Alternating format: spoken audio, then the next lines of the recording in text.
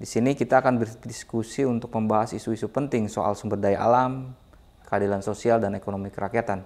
Podcast ini sebagai sebuah ruang diskusi terbuka, ingin menjadi jembatan dialog antara masyarakat sipil, akademisi, pemerintah, dan sektor swasta.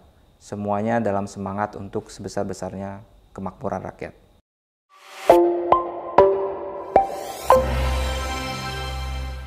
Kang Ai, Bang Alam, mana kabarnya? Damang. Damang ya? Siap. Yang bikin. Oke. Nah, kita akan diskusi nih, Bang Alam, Kang Ai, soal MBG ini kan, lagi seru-serunya nih. Nah, mungkin background-nya soal kajian dari Kang Ai ya, soal MBG, kemudian ada dampak pengurangan kemiskinan, sekitar 5,8 ya Kang? Menjadi 5,8, kemudian juga ada tenaga kerja kalau nggak 1,9 juta ya, kalau nggak salah ya. Potensi maksimum 1,9 juta. Nah, mungkin kita akan bicara soal itu, Kang Ai, Bang Alam, untuk melihat gimana sih MBG ini sebenarnya gitu. Nah, saya bayangannya kan memang ada konteks ideal, prinsip, kemudian ada konteks implementation. Jadi kalau istilah Kang Ai itu risk implementation gitu ya. Nah, mungkin kita akan diskusi ke mungkin itu. Ini ya, mungkin kalau bisa tuh Kang Ari bisa cerita sampai ya ini gara-gara Pak Luhut juga bilang kita terperangah gitu.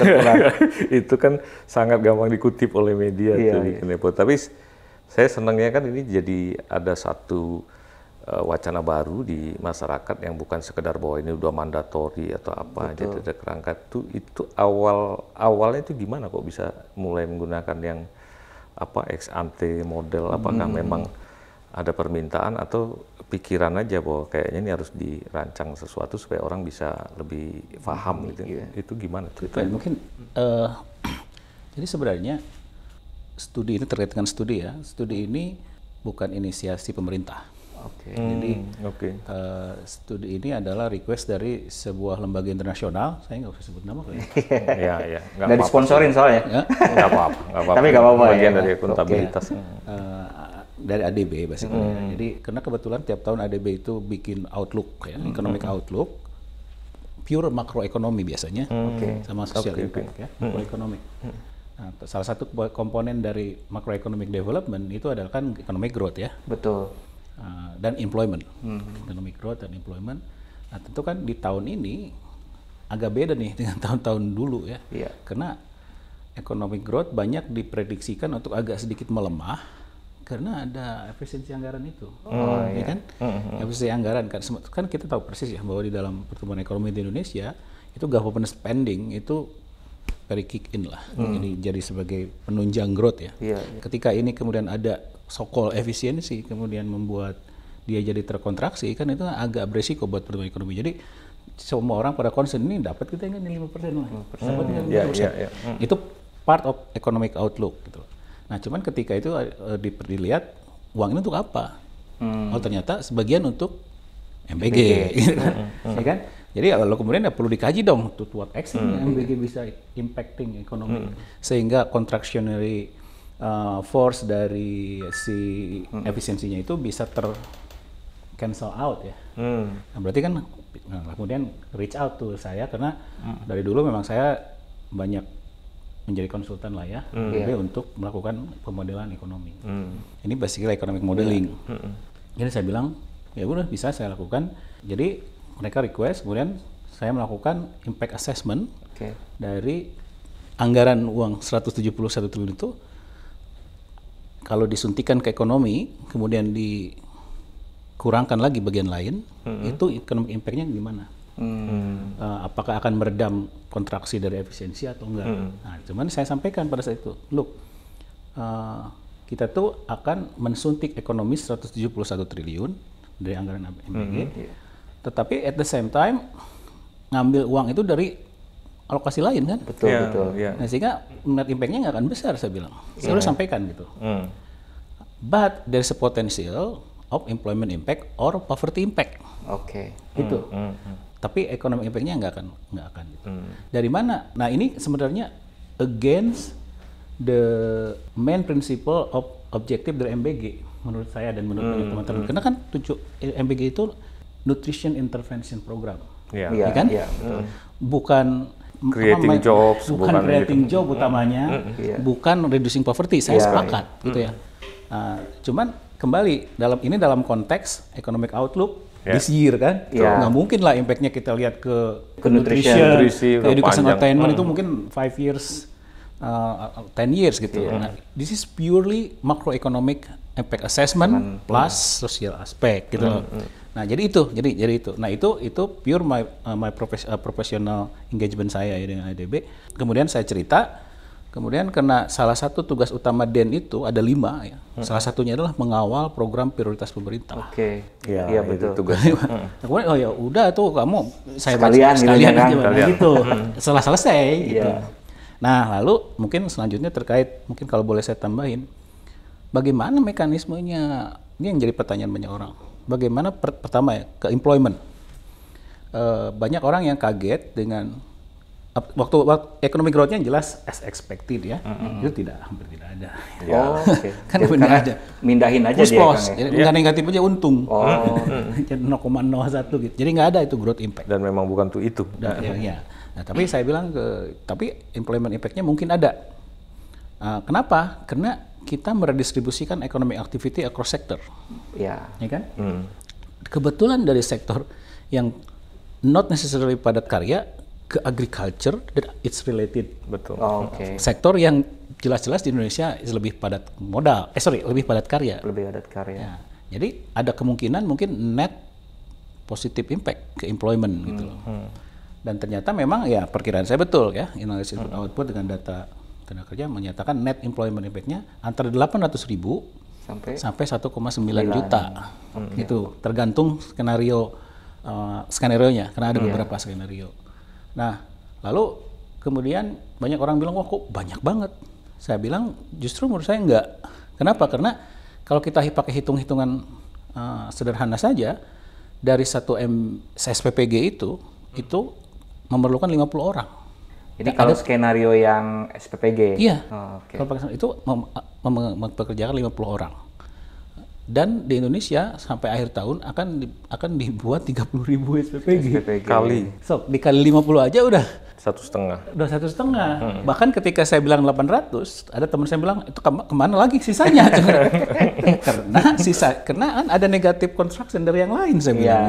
Nah, jadi sebenarnya nggak perlu kaget dengan angka jutaan gini ya karena dan itu juta. Dan kembali orang tuh lupa bahwa ini asumsinya kan roll out 100% ya nggak sih? Gitu. Nah itu lewat employment-nya, mekanisme ke employment-nya. Nah yang itu is easy to explain. Yang agak difficult to explain itu adalah ke poverty-nya. Gitu. Nah, justru saya juga asalnya nggak kepikir ke poverty-nya, mengapa impact-nya bisa cukup besar ya. Sampai suatu saat di satu meeting kebetulan dengan BPS, dengan teman-teman di BPS, kita bicarakan tentang ini. Kemudian saya berdiskusi dengan teman di BPS. Kalau anak dapat MBG, ya, dicatat enggak di survei Susenas? Ya, survei Susenas itu survei rumah tangga yang dilakukan oleh BPS untuk lihat expenditure per rumah tangga. Nanti si angka expenditure ini dipakai untuk menghitung kemiskinan. Kalau expenditure-nya setelah dibagi jumlah anggota rumah tangga itu melebihi garis kemiskinan, dia nggak miskin. Kalau dikurang, dia miskin. Nah, dia bilang ini dicatat. Jadi dengan 2 cara. Satu, menjadi bagian dari komponen satu baris di situ namanya nasi campur. Sebesar berapa nilainya. Atau mungkin karena ini besar, maka bikin baris sendiri ya.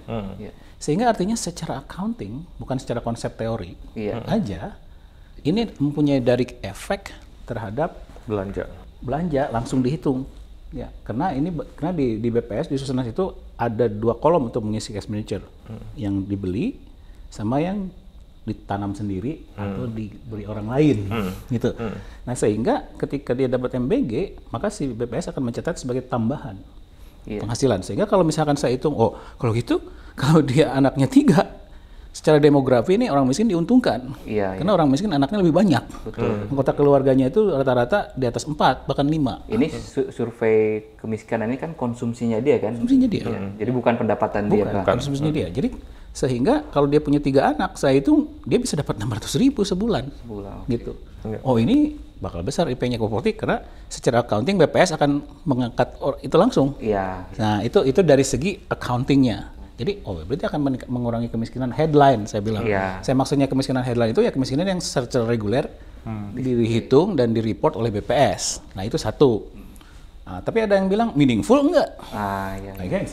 This is accounting. Meaningful enggak? Menurut saya sih meaningful. Kenapa? Karena kan poverty itu, in a sense, itu adalah welfare. Atau kalau dalam bahasa ekonomi kita namanya utility ya. Utility itu kan a function of consumption, ya kan? Kalau konsumsinya bertambah, ya welfare-nya bertambah, gitu loh.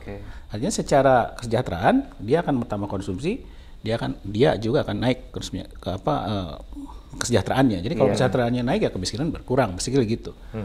Lalu by definition di literatur, ternyata memang ini disebut masuk ke dalam kategori transfer. Nah, dan transfer itu oleh para ekonomi bidang pembangunan juga oleh para statistician around the world itu dimasukkan ke dalam komponen ini penerimaan transfer gitu, income termasuk bagian income gitu. Jadi dia masuknya sebagai in-kind transfers. Jadi selama ini kalau BPS tuh punya PKH itu masuk. Terus punya misalkan beli BBM bersubsidi itu dihitung. Berarti ya treatment yang sama harus dilakukan sebagai transfer. Nah, jadi kalau transfer itu ada 2, yang cash sama yang in-kind. Itu bentuknya barang gitu. Betul, persis. Nah, dibandingkan program yang dulu-dulu, gitu ya, yang sudah ada social assistant, PKH, itu saya hitung rata-rata ya, PKH nih, BPNT, 2 itu yang paling utama ya. Itu rata-rata 200.000 yang dapatnya. Ini per bulan gitu. Ini kalau orang miskin berarti dapat 600.000. Kalau anaknya 3. Kalau anaknya 3, ya. Berarti 3 kali lipat dari yang biasanya diberikan pemerintah untuk social assistance. So kalau impact-nya besar, ya menurut saya sih intuitif gitu loh. Pasti. Tapi tetap yang bikin orang kaget itu adalah selain ini besarnya 3 kali dalam juga ininya scale-nya masif dia ke semua orang. Karena kalau PKH kan untuk 10 juta termiskin. Targetnya itu ya, target tertentu. Orang kemiskinan Indonesia kan 10%. Iya. Ya kan? Kalau dia 10 juta itu berapa persen termiskin ya? 205 ya? Iya. Ya nggak akan nendang dong, karena kan dia hanya ngejar yang di sini. Di sini aja disubsidi, yang ini nggak akan naik, garis kemiskinan nggak akan meloncat tuh. Iya. Ya kan?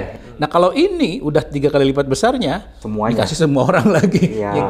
Gitu. Jadi itu ada memang agak-agak mengagetkan angkanya. Jadi ya itu tadi lah. Kira-kira begitu. Mungkin orang berpikir gini ya, Kang Arief. Ya itu kan dikasih oleh pemerintah, kok bisa dianggap mengurangi kemiskinan. Tapi mungkin juga orang lupa bahwa ini walaupun dikasih pemerintah, dia kan long term nih. Betul. Selama anaknya sekolah kan dikasih. Jadi bukan bantuan-bantuan sporadik yang habis terima, terus kemudian sekian bulan lagi dia bingung lagi gitu. Jadi kalau saya lihat sih selain perbaikan nutrisi ya mungkin di satu sisi ini ada istilahnya itu belanja transfer yang cukup panjang yang memang mungkin bisa menggerus kemiskinan agak panjang juga continue. Nah itu tuh termasuk yang di dalam hitungan di dalam model itu enggak ya, atau memang model itu cuma untuk satu belanja 171 itu kira-kira kemudian bisa reduksi berapa gitu?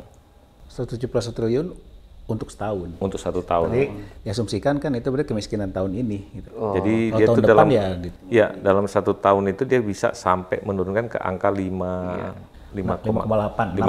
6 dari 9 sekarang. 9. Ya lumayan 3%. Maksimum. 3%. Dan berarti tahun depan kalau dia masih dilanjutkan, asumsi full ya, tapi itu akan bisa bertahan ya reduksi tadi.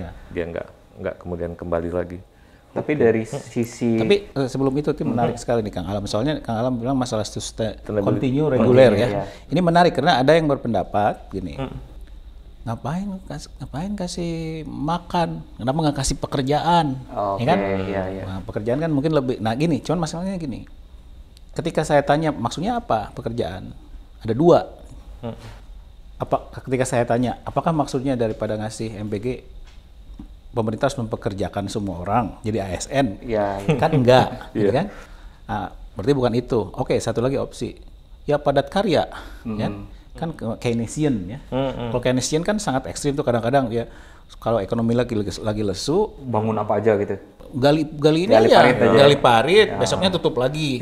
Gali parit, besok tutup lagi bayar. Itu ekonomi akan naik tuh gitu. Nah, cuman kembali problemnya ke sustainability-nya. Masa kalau padat karya kan pasti nggak mungkin terus-terusan bangun apa. Jadi elemen sustainable-nya nggak ada tuh kalau di padat karya. Ya nggak, kalau di MBG kan bisa. Betul. Itu kan satu lagi. Kalau makanya menurut saya memberikan pekerjaan itu bukan hanya tanggung jawab pemerintah dan mungkin bukan tujuan utama pemerintah, tapi private sector the biggest employer of people, not government. Kalaupun ada, pemerintah membuat environment yang kondusif untuk pekerjaan. Tapi kalau MBG, apalagi ini didefine sebagai sebuah transfers, menurut saya sih itu state responsibility. Betul. Dan memang kadang-kadang orang kan lupa ya bahwa cash for work itu yang variasi-variasi dari New Deal, project membangun taman, terus itu biasanya itu efektif pada saat memang krisis temporer yang agak dalam gitu ya. Pas kemudian private-nya tumbuh lagi, mereka absorb lagi gitu kan. Tapi kalau yang sifatnya laten begini ya nggak bisa, apalagi kita mau public investment jangka panjang. Keynesian itu kan the economics of recession ya. Ya betul, namanya juga ada resesi. Muncul ketika ada resesi. Kalau nggak resesi, ini kan kita lagi nggak resesi. Iya, ya itu mungkin. Kalau saya tuh gini, nggak meaningful, tapi bagi orang, ini mah refleksi personal aja, bagi orang miskin ini meaningful banget gitu ya, meningkatkan kualitas hidup. Kayak misalnya saya aja contoh dosen, kan saya dijatah sama istri tuh. Kalau ada acara makan siang seminggu aja itu udah lumayan tuh Kang. Bener ya? Iya. Jadi secara personal itu lumayan ya, bisa apa lagi tapi, gitu. Iya betul, dan itu memang banyak sekali pertanyaan yang ke saya kan sampai sempat bilang ini kan mirip universal basic income kalau semua orang itu kan, tapi orang bilang beda dong universal basic income. Saya bilang kan bukan sama, tapi mirip. Okay.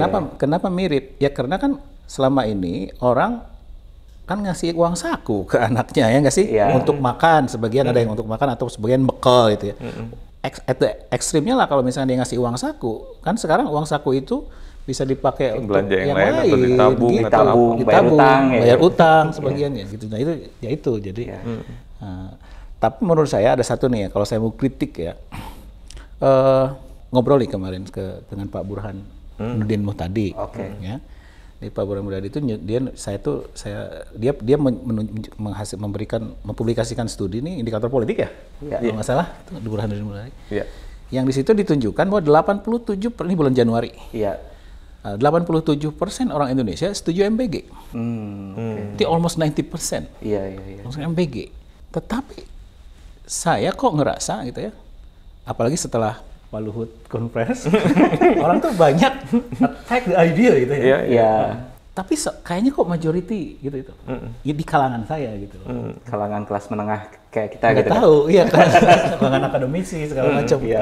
Banyak yang negatif attitude toward MBG gitu ya. Saya memahami mungkin ini karena ada kekhawatiran, dan saya juga sama khawatir terkait mungkin implementasi, terutama risiko, ya kan? Ya pastilah grogi ya. Saya juga grogi ya. Cuman sayangnya di dalam debat itu orang tuh lupa gitu ya, sehingga mencampur adukan antara prinsip dengan implementasi ya Kang ya. Implementasi itu butuh governance, dan itu binatang yang lain. Nah ini dicampur aduk. Kalau dicampur aduk kan yang paling penting dari sisi gagasan politik itu rasional atau tidak. Betul.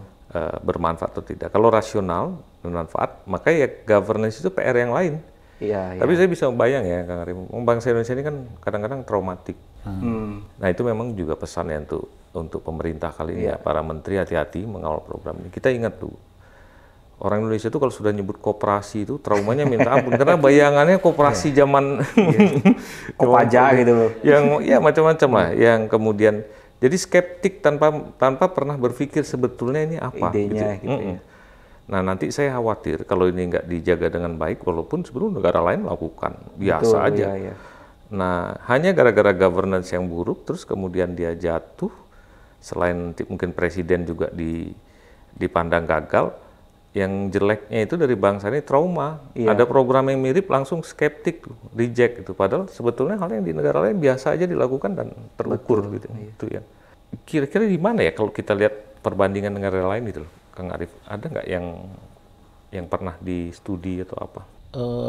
Sebenarnya MBG ini itu terus terang Kang, dari ketika zaman kampanye gitu ya. Ketika Presiden bilang kita ada MBG menggratiskan makanan, itu saya juga skeptik. Iya. Saya tuh bingung ini naon sih gitu. Terus apaan sih ini ya kan? Bener saya gitu. Kalau ekonom ya ngelihatnya itu anjrit mahal pisan ya. Iya. Angkanya ya gitu. Dulu angka itu sampai 400. Makanya saya itu kebayang angka 400 triliun terus langsung APBN kita cuma saya langsung skeptik. Tapi selain itu saya yakin namanya juga manusia. Kan kadang-kadang manusia itu ad hominem ya. Saya juga ngaku lah dulu ad hominem karena kan saya mungkin not really a big fans of the person. Ini apa sih gitu ya. Karena waktu itu lagi rame-ramenya pajajarannya. Pajajaran kan gitu kan. Ini juga jadi ad hominem. Jadi naon sih. Gitu. Sampai kemudian suatu saat saya ngecek ada website nanti bisa ditunjukin ya, school lunch around the world gitu ya. Ada website itu ternyata saya lihat ini karena my ignorance ya. Karena my ignorance itu saya itu ada di 86% negara di dunia ini. Jadi sebenarnya sesuatu yang biasa.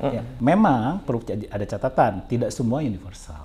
Ada yang targeted, tapi yang universal cukup juga banyak, termasuk ada yang bilang di negara maju ya punya duitnya kalau universal, tapi ternyata di negara-negara berkembang juga universal. Banyak yang universal. Pasti India universal. Saya nggak tahu Filipina universal atau enggak. Tapi artinya ini program yang ada. Itu dari segi practices ya. Tetapi ternyata karena ini program ternyata sudah lama juga.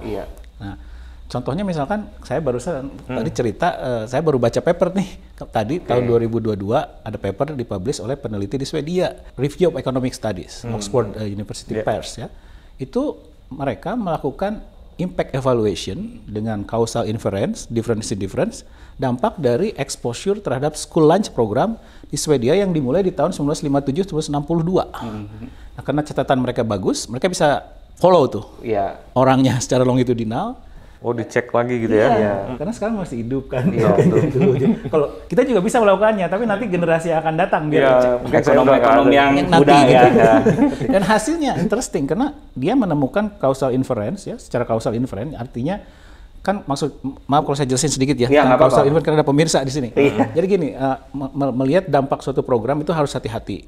Karena biasanya itu susah kayak ayam dan telur. Jadi kalau misalkan apakah orang itu terkena faktor A, faktor B itu antara ayam dan telur. Nah dengan longitudinal itu biasanya bisa didetek tuh. Nah hasilnya menunjukkan bahwa anak yang terekspos dengan school freelance program di Swedia di tahun 57 sampai 62 itu ketika dia dewasa itu lifetime earning-nya 3% lebih besar untuk rata-rata, untuk orang yang miskin 6% lebih besar. Lifetime earning itu apa? Lifetime earning itu kira-kira kalau dia hidup gitu ya, over their lifetime itu net present value-nya digabung-gabungin itu berapa gitu.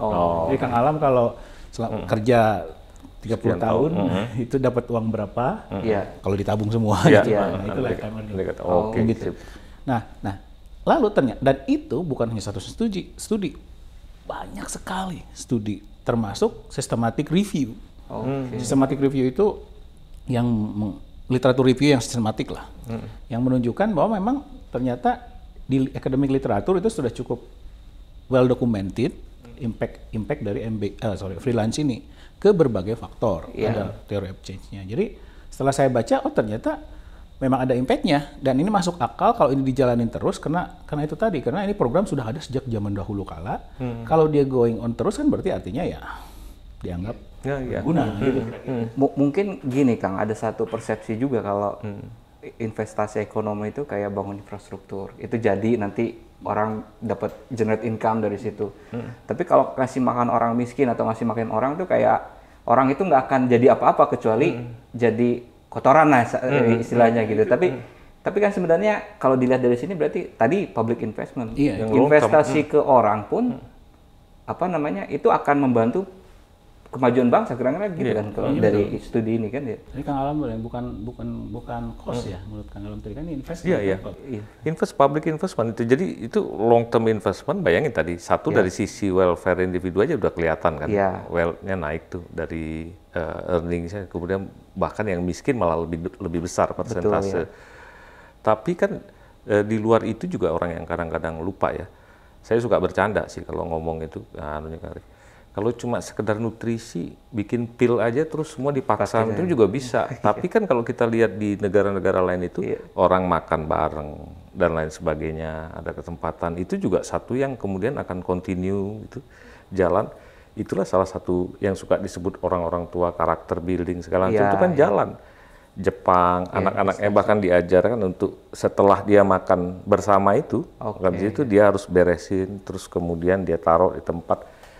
Ada disiplin, dididik. Kalau kita kan kalau ngomong disiplin teoretik, kalau di sana ya diinvest gitu dari sejak kecil sampai besar. Jadi kalau kita ngelihat MBG cuma ngelihat dalam jangka waktu pendek gitu, manfaat ya nggak akan masuk akal. Tapi kalau ngelihat studi-studi tadi 86%, ya semua melakukan kan berarti sesuatu yang sudah teruji juga. Betul. Cuma memang harus dibuka. Saya jadi pengen cerita nih. Bulan Januari saya ke New York, ya. Terus ngobrol dengan salah seorang ibu-ibu di New York. Dia cerita saya tuh kesel kata si ibu-ibu. Ini saya langsung ngobrol. Saya kesel karena sekarang di New York itu salju lagi tinggi banget gitu ya. Tetapi saya harus nganter anak sekolah. Kenapa nggak diliburin aja? Dia nelfon ke sekolah. Ini kenapa sih kalian nggak liburin aja sekolah? Apa kata sekolah? The children will be akan kelaparan. Di New York. Jadi artinya ya di New York kan inequality-nya tinggi. Jadi ternyata bukan ada MBG di situ. bukan negara yang kaya, negara bagian yang gitu ya. Ada MBG. Itu saya terpana beneran di situ. Saya terpana beneran. This is New York, Bung. Ternyata itu tadi, jadi anak-anak terpaksa sekolah tuh walaupun saljunya tinggi kemarin tuh nggak diliburkan karena kalau nggak anak-anak bakal kelaparan. Mungkin si ibu itu nggak punya pengalaman gitu ya. Dia menyesal menelpon sekolah karena memang dia udah berada levelnya karena kebetulan dia financial advisor. Tapi dia anaknya sekolah di public school gitu. Nah public school kan semua kalangan. Nah itu saya ini MBG New York itu apalagi di kita gitu kan saya bilang. Nah itu menarik. Jadi kadang-kadang kan dia ngelihat dari kacamata dia sendiri kelasnya. Nah ini juga menurut saya yang kadang-kadang saya suka seuzon gitu ketika berdiskusi dengan terkait MBG itu. Karena kalau saya mungkin punya perspektif personal yang agak berbeda ya. Setelah saya jadi ini saya boleh cerita sedikit personal ya. Jadi dulu saya bukan dari keluarga berada. Ibu bapak saya itu staf TU lah di sekolah, terus ibu saya guru gitu ya. Cuman ketika saya misalkan sekarang jadi profesor gitu ya, itu teman-teman ibu saya itu suka nanya, ini di Parabanaon sih budak cina dikasih makan apa? Dikasih makan apa? Selalu ditanyain. Terus ibu saya suka cerita begini, si Arif ini si AA teh, kalau selagi kecilnya itu setiap pagi itu suka ada tukang sayur yang ditanggung ke rumah. Itu selalu kalau dia lewat selalu ngejar, dia akan manggil engging. Daging. Jadi saya sangat suka daging. Gitu. Ya protein. Itu kata ibu saya. Nah terus saya ada satu pengalaman berbeda lagi. Salah satu favorit makanan saya itu gepuk. Waktu saya SD kelas 1, kelas 2, kelas 3, gepuk. Mungkin sebulan paling 2 kali lah saya bisa dapat gepuk atau seminggu sekali minimal gitu. Cuman menariknya gepuk itu kan seratnya banyak satu-satu gitu ya. Jadi bisa di set gitu, set. Itu tanpa sepengetahuan orang tua saya. Terus setiap ada gepuk itu saya simpen di laci. Lalu setiap saya mau makan itu saya suwir dikit-dikit, mungkin 10 suwir itu bisa lah 1 minggu. Jadi I experience hardship. seperti itu gitu loh. Tapi di tengah kesusahan itu kan ternyata ada asupan protein. Gitu ya. Kalau jajan gitu. Iya, kalau jajan bakso belum tentu. Belum tentu jadi profesor. Jadi message moral story-nya jadi saya mengalami sendiri tidak semua orang itu take it for granted gitu ya, bahwa ternyata bisa ya makan dengan 10.000. Gitu. Saya kok seuzon kebanyakan orang yang skeptik dengan MBG itu nggak pernah makan dengan 10.000 gitu. Jadi ngelihat apaan sih gitu. Kayak gitu saat itu mungkin gitu loh. Dan saya juga pernah punya pengalaman terkait dengan hal seperti ini ya, karena saya kan suka ngutak-ngatik data distribusi pendapatan, distribusi konsumsi kan. Dan saya kan suka aktif di Twitter. Itu Twitter saya yang paling heboh, viral itu adalah posting saya tentang ini, terkait distribusi pendapatan. Saya bilang, kalau pengeluaran keluarga Anda di atas 27,5 juta, maka Anda 1% terkaya. Itu ribuan di retweet. Dan isi retweetnya sama semua, menyangsikannya. Masa sih saya segitu? Nah, ternyata memang orang banyaknya deny. Deny karena berbagai hal. Jadi orang tuh karena dia hidup di bubble-nya sendiri gitu loh. Padahal Indonesia itu kan dari Papua sampai Menteng ya. Ya kalau dia di Menteng mungkin orang banyak yang punya lebih kaya dari dia, tapi kalau kita menggabungkan se-Indonesia kan enggak. Nah, sehingga orang tuh lupa bahwa ternyata 95% orang tuh lebih miskin dari gua gitu loh. Dan di Indonesia faktanya memang kita tuh kalau pakai standar Bank Dunia yang kita kan upper middle nih. Upper middle income itu garis kemiskinan itu harusnya 1 juta. 1 juta persis, 1 juta sebulan seorang. Sekarang kan kita baru 400-an ribu. Jadi kalau satu keluarga itu dia paling nggak 4 jutaan. Itu penghasilan, dari sisi penghasilan itu kan? Konsumsi, sorry. Oh, konsumsi. Nah, kalau menurut Bank Dunia kalau garis kemiskinan segitu, maka 55-60%. Separuh lebih orang Indonesia itu di bawah garis. Makanya saya nggak surprise ketika indikator politik mensurvei setuju nggak MBG, 87% setuju. Nah yang menarik kemudian saya WA nih Burhan kan, Mas Bur, itu di reportnya kan nggak ada berdasarkan income ya dan pendidikan. Saya pengen tahu, ada nggak datanya? Nggak dipublish sih, cuman ada, boleh nggak di-share di podcast? Boleh kata dia. Jadi itu ada datanya. Saya ingin tahu, hipotesis saya adalah bahwa semakin tinggi income orang, persetujuannya mengecil. Semakin tinggi pendidikan orang, persetujuannya mengecil. That's exactly what happened. Tetapi tidak banyak. Jadi misalkan rata-rata 87, itu yang top income tertinggi itu dia 70. Pendidikannya perguruan tinggi itu mungkin 67. Jadi memang mengecil. Iya. Tapi saya kebayang itu memang gap ya atas reality. Saya nggak kebayang orang makan di resto di Pacific Place, ngomongin MBG, marah-marah. Yang dibutuhkan kerja, bukan itu. Selesai mereka bayar bill 1 juta. Bukan itu yang lebih ramai ini, yang viral di TikTok. Kemarin pas mau Lebaran, kan ada kalau orang-orang top itu dia kan nggak bagi-bagi kue. Itu ada yang billnya kan itu 2 miliar. Terus bantu bagi-bagi kue ke kolega. Terus dia posting di TikTok. Wah, luar biasa. Ini orang belanja itu beli kue 2 miliar. Artikel 33 ngirim juga berapa miliar. Bermiliar-miliar. Ya, itulah. Tapi yang penting ada nastarnya lah. Enak banget itu. Alhamdulillah. Nastar kan ini nanas itu favorit saya.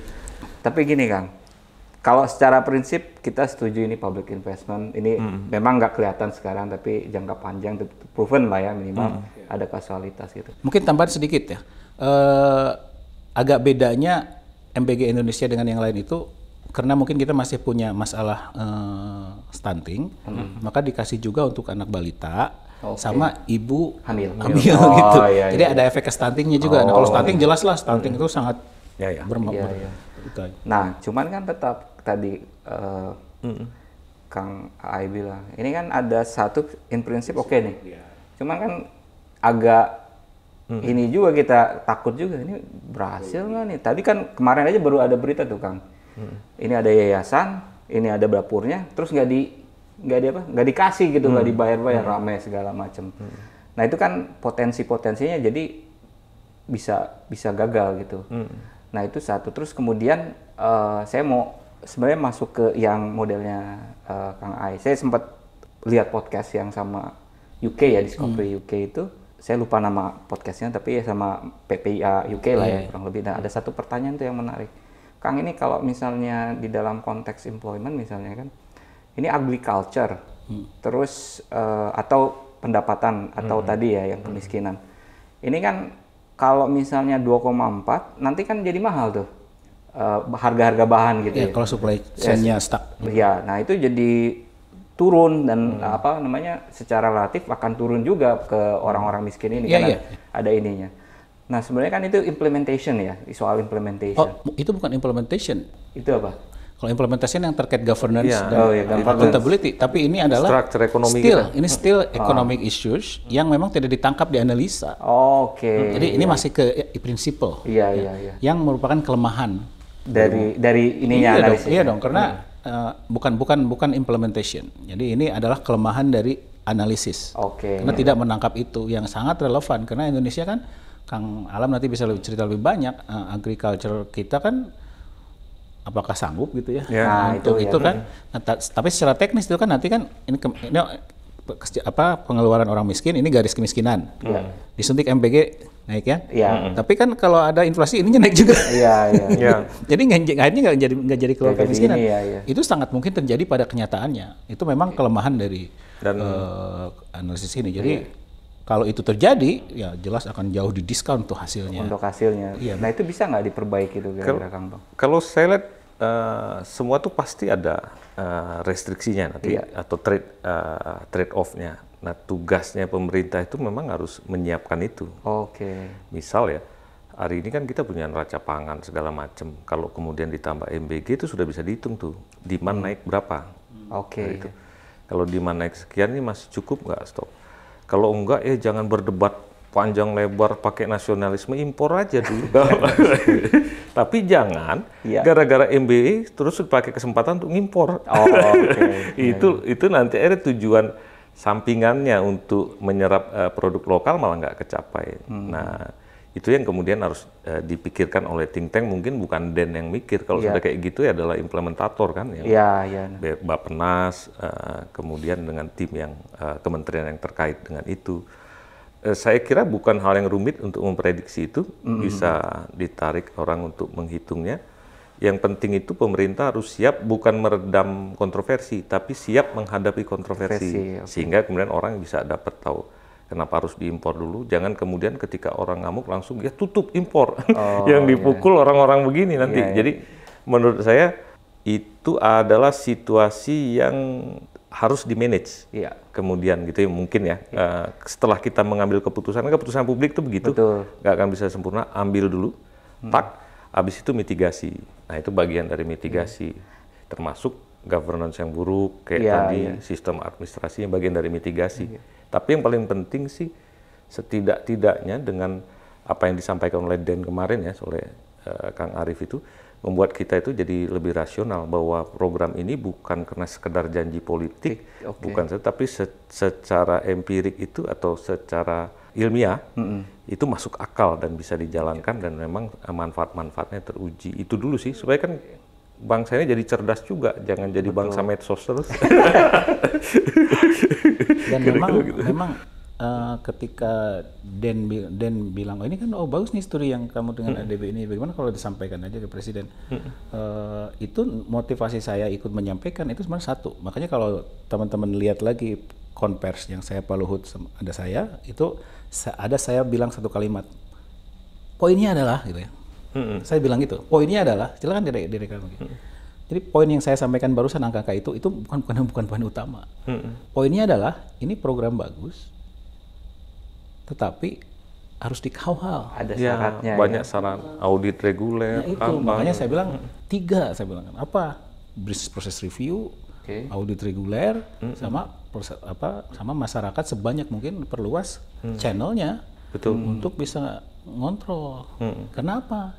Karena ini program sedemikian bagus, sayang kalau gagal. Gitu. Itu satu, gagal itu bukan hanya sayang secara benar ya, karena kita kan juga memerlukannya, tapi politically juga jelek lah kalau disaster. Karena ini flagship pemerintah sekarang, Presiden Prabowo, ya masa flagshipnya gagal gitu loh. Karena resiko gagal itu ada ya kan, harusnya kan saya masih menutup mungkin aja gitu, karena kan baru di awal. Kalau kita nggak siap, ada resistensi, terlalu banyak orang mau main dan lain-lain itu yang jadi bisa gagal juga. Jadi problematik, dan itu udah dari awal sebelum ini di roll out. Itu bahkan udah ada yang nipu, ada yang segala macam, itu yang jadi saran saya di Indonesia itu anything that can go wrong will go wrong. Iya.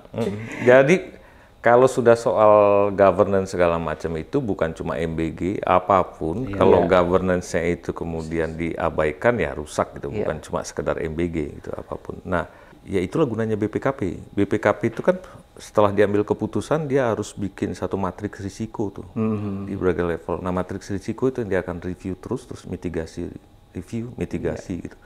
Dan itu hal yang biasa di negara lain juga begitu tugasnya pengawas itu.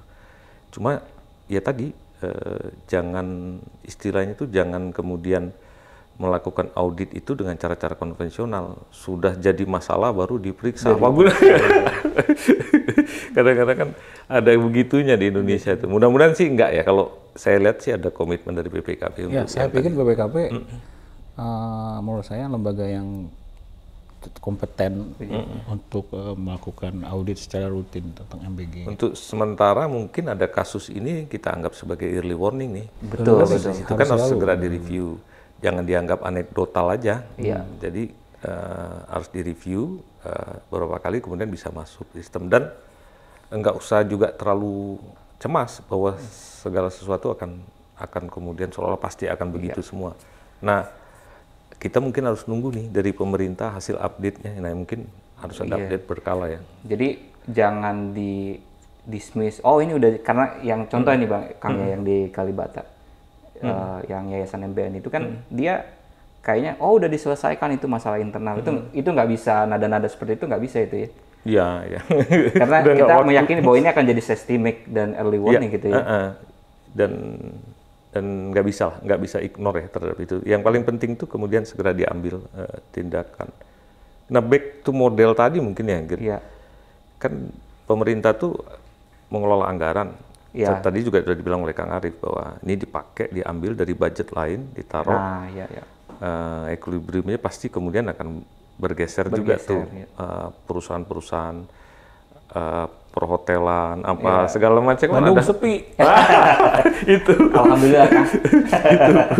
Nah, maksud saya di dalam hitungan-hitungan itu kenapa misalnya cuma sekian serapan tenaga kerja dengan mempertimbangkan itu juga ya, bahwa ada yang terkoreksi. Betul, karena gini, mungkin sedikit teknis ya. Jadi di matrik datanya itu saya itu menciptakan sektor baru, namanya sektor MBG. Karena asalnya itu bisa menggunakan sektor restoran.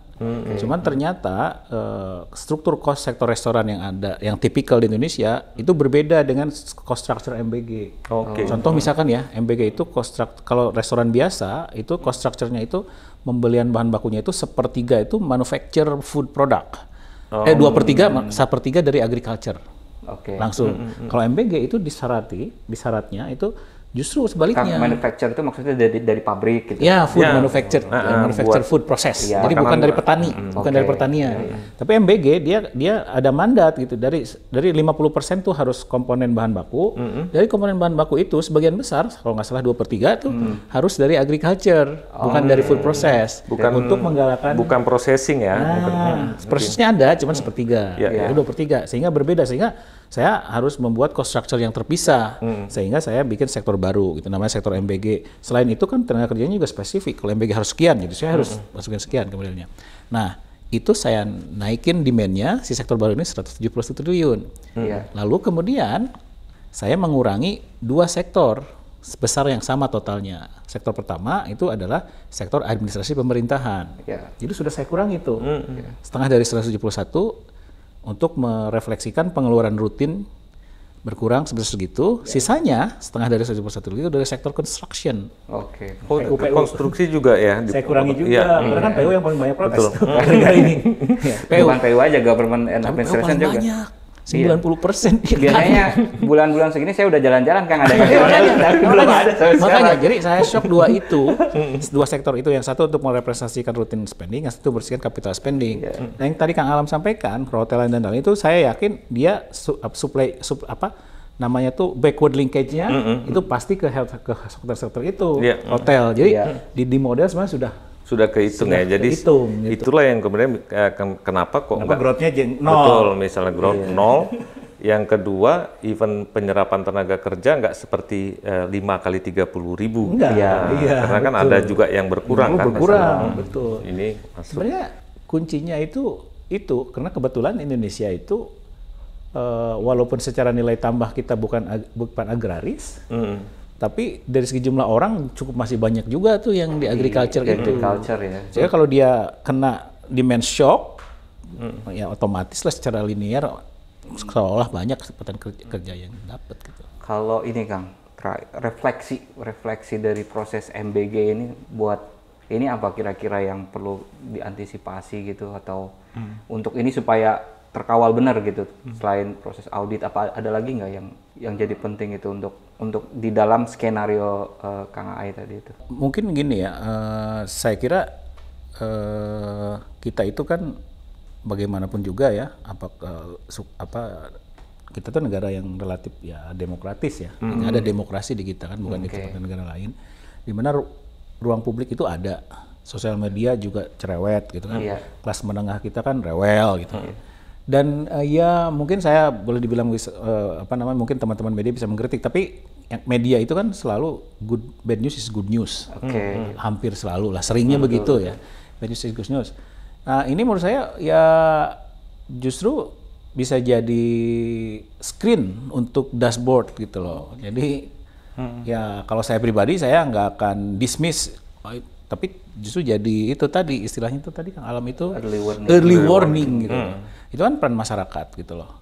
Nah, yang kedua, kalau saya sih inginnya gitu ya, teman-teman di civil society, di akademisi, jangan a priori gitu. Karena sudah mulai banyak nih yang a priori. Ketika saya pernah minta dong tanggapan dari teman-teman sebuah organisasi gitu. Saya mau punya list 10 apa 20 usul bagaimana caranya supaya civil society bisa ikut berkontribusi mengawal. Tolong dong tanyain ke teman-teman. Ternyata tidak ditanggapi dengan alasan mereka sudah terlalu skeptik. Daripada ngusulin enggak gitu. Nah itu ya saya agak kecewa ya, karena saya masih punya harapan gitu.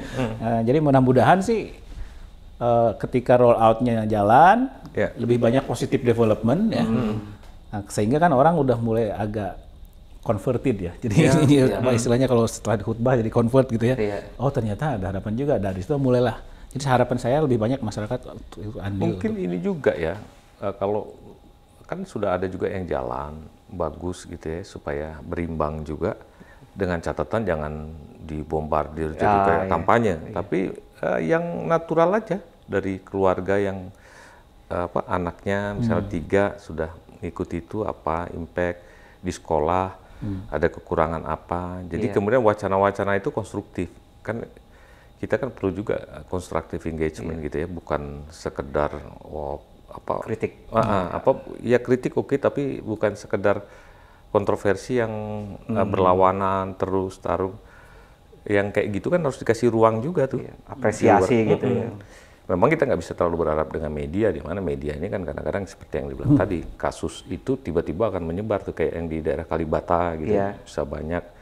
Tapi kan juga harus mungkin dari kelompok masyarakat sipil itu bisa ambil yang tadi, yang best practice kalau kata kita. Iya, best practice yang terbukti ada manfaat gitu kan, supaya bisa kelihatan. Nah tentunya nanti dari pemerintah kan akan ada evaluasi secara keseluruhan. Jadi proses bernegara kita tuh kan jadi tumbuh.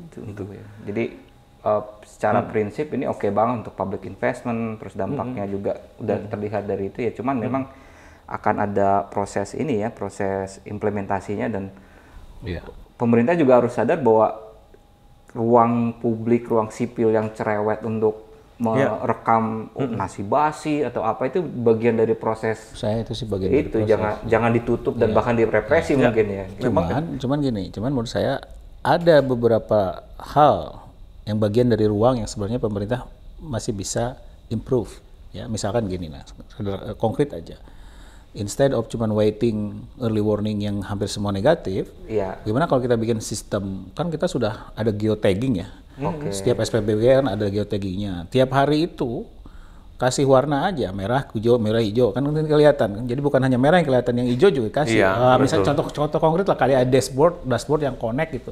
Wah, hari ini gak ada masalah, hari ini gak ada masalah, hari ini gak ada. Daerah ini hijau nih, semua ini ada yang merah, 1, 2 segera. Kalau ada wartawan datang kan tinggal undang aja ke ruangan dashboard itu. Kayaknya 75% hijau nih sekarang. Itu kan misalnya hal sederhana seperti itu mungkin badan gizi nasional ya. Dia harus punya dashboard gitu untuk ngelihat. Jadi artinya ada automatic good news spreading kalau itu good, bukan hanya menerima yang negatif aja gitu. Dan bisa jadi masyarakat boleh berkontribusi untuk itu. Contohnya waktu saya diskusi dengan teman-teman di Bank Dunia, ternyata ada best practices, hal yang sederhana misalkan di gerbang sekolah itu menu tuh selalu tiap hari itu ada posternya gede. Menu jadi makanan. Orang tua yang ngantar itu tahu, oh ini menunya itu. Nanti di sore harinya tuh anak ditanya, bener nggak makan itu gitu. Hal yang sangat sederhana, tetapi ternyata it helps. Gitu. Hal-hal yang seperti itu mungkin juga kita perlu pikirkan. Itu dari negara lain ya kayak. Apalagi anak-anak kan masih agak relatif jujur lah, ketimbang saya yang udah punya sense of politik. Lebih ini gitu ya, lebih apa namanya, lebih nggak ada kepentingan gitu. Iya sama kayak yang beberapa kali kan yang waktu uji coba kan sempat juga ada yang komentar terus tiba-tiba harus dipaksa minta maaf gitu karena makannya basi. Itu kan praktek-praktek yang nggak. Ya itulah orang yang nggak ikut jadi peserta makan bergizi gratis mengomentari orang yang jadinya marah-marah padahal anak-anaknya biasa aja gitu ya, protes tuh biasa. Biasain. Ya mungkin itu ya. Sementara obrolan kita next bermanfaat sekali ya, mudah-mudahan gitu ya. Intinya kan kita mau nunjukin bahwa segala sesuatu itu ketika dikonstruksi dengan benar, evidence based gitu kan, membuat kita jadi lebih rasional keputusan. Dan mungkin yang paling penting itu biasanya orang skeptik, tapi percayalah dunia ini makin kompleks, dan di kompleksiti yang tinggi itu yang dibutuhkan bukan hanya dalam mengambil keputusan itu bukan hanya bagaimana agar bisa benar, tapi juga tepat. Betul. Gitu kan? Nah, namanya tepat itu pasti menyangkut konteks. Dan semua pimpinan negara diuji begitu sekarang. Jadi bukan hanya sekedar benar salah, tapi bagaimana memperbaiki agar sesuai konteks. Nah itu ketepatan yang bisa beragam. Mudah-mudahan aja hal-hal seperti ini makin banyak yang melakukan juga, gitu.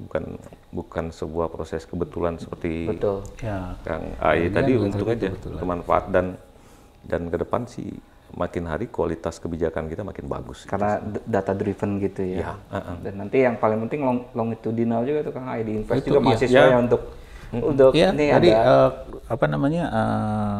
saya juga kan, dan juga kan bagian dari monitoring tim dan evaluation. Jadi kita koordinasi dengan Bappenas. Jadi udah ada rancangan impact evaluation-nya yang itu sedang dilakukan. Itu akan dilakukan dan relatif independen lah untuk melakukan itu. Gitu. Mudah-mudahan. Terima kasih Kang Ai. Thank you semuanya. Nanti mungkin kita ketemu dengan topik lain lagi.